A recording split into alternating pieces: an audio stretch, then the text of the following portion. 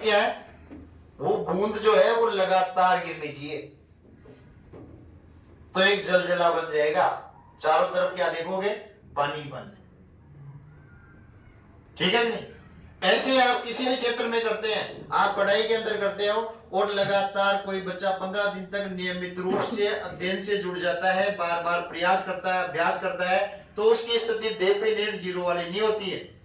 यह आप लिख के ले सकते हैं मेरे से, कभी भी जीरो वाली स्थिति नहीं रहती है यदि वो निरंतर लगातार डेली नियमित रूप से प्रयास करता है, नियमित रूप से पढ़ता है, नियमित रूप से लर्न करता है। सोने से पहले कल की प्लानिंग बना करके सोता है कि कल सुबह इतने बजे उठना है मुझे, इतने बजे मैं ये करूंगा, इतने बजे नहा लूंगा, इतने बजे मेरा बैग तैयार होगा, इतने बजे।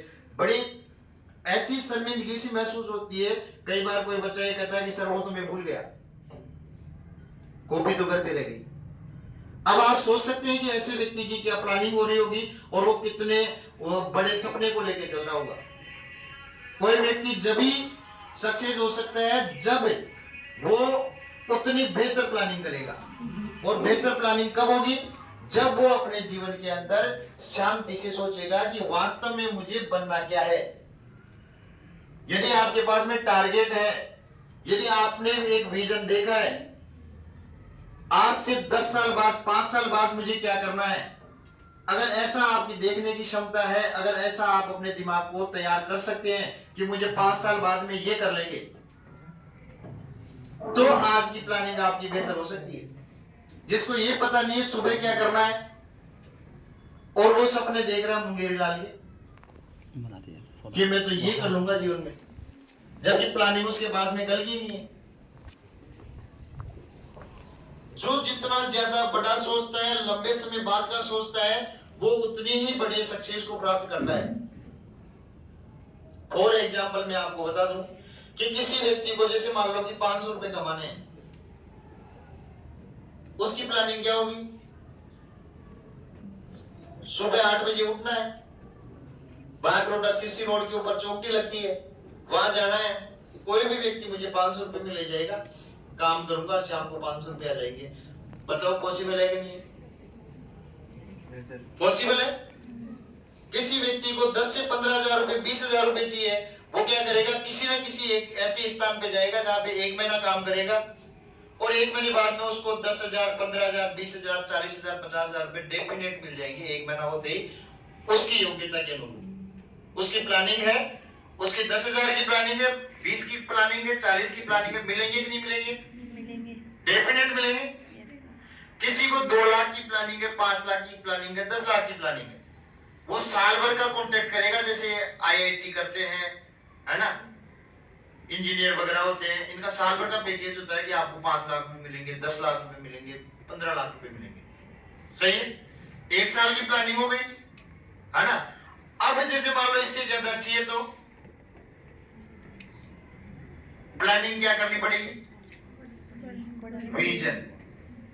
वो विजन लेना पड़ेगा कि इन परिस्थितियों में जहां अभी अपन है, वहां से 10 साल बाद इस सोसाइटी को क्या चाहिए, उस वक्त 10 साल बाद क्या रिक्वायरमेंट होगी, है ना। उस 10 साल बाद जो रिक्वायरमेंट होगी उसके ऊपर अभी से मैं वर्क करूंगा।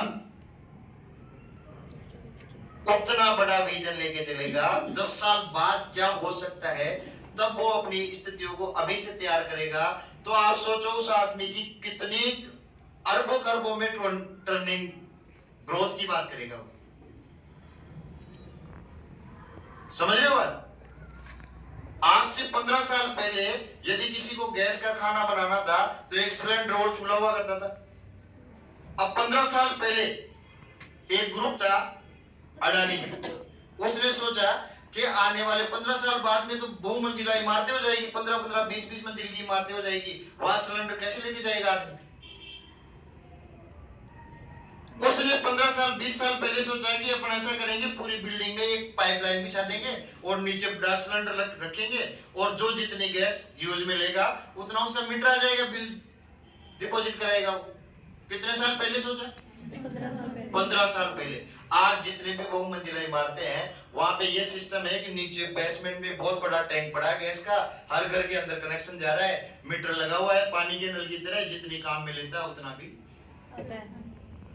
हो सकता है 20% बच्चों को तो इस प्रक्रिया का ही पता नहीं है, ऐसा भी हो रहा होगा, समझ रहे हो?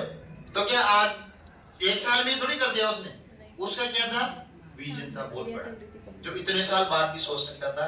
उसके लिए उसने प्लानिंग की होगी, उसके लिए उसने पैसा खर्च किया होगा, उसके लिए उसने धैर्य बनाया होगा, उसके लिए उसने मेहनत की होगी, रातें जगी होगी कई, है ना, बहुत सारे लोगों को उसने हैंडल किया होगा, जब जाके आज वो प्रोसेस ही बन गया, बना नहीं बना।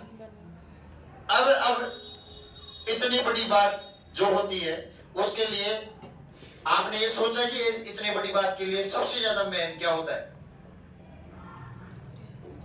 दूरदर्शिता और आपकी एक मजबूत प्लानिंग, ठीक है। अब जिस बच्चे ने इस सिलेबस को पढ़ा, लगभग लाखों की संख्या में बच्चे बैठेंगे आपकी क्लास के अंदर एग्जाम देने के लिए, सबके पास ये सेम सिलेबस है, इस सिलेबस के बाहर कोई क्वेश्चन नहीं आएगा, सबके हाथ में सेम पेपर होगा। कुछ बच्चे होंगे जो टॉप करेंगे और कुछ बच्चे होंगे जो इस रेस से ही बाहर हो जाएंगे।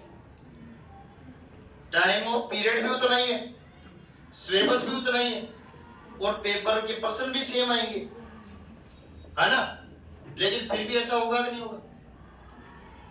जो असफल हुए उन लोगों से आप अगर मिलोगे, उनसे बात करोगे, तो आपको वो अपनी बुक के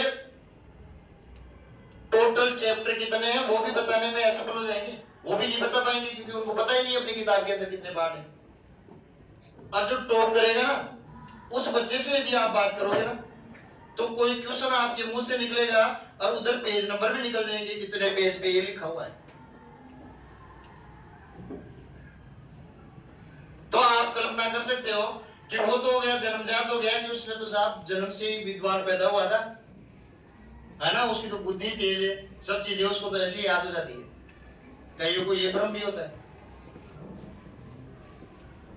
समझ लो। हितेश नाम का एक IAS बना अभी कुछ समय पहले, हितेश, उसका स्टेटमेंट ये है कि आप मुझे सिलेबस बताइए, टाइम ऑफ पीरियड बताइए, है ना, और उस किताब में से कोई सा एक प्रश्न पूछ लो मेरे से आप। आ रही बात समझ में?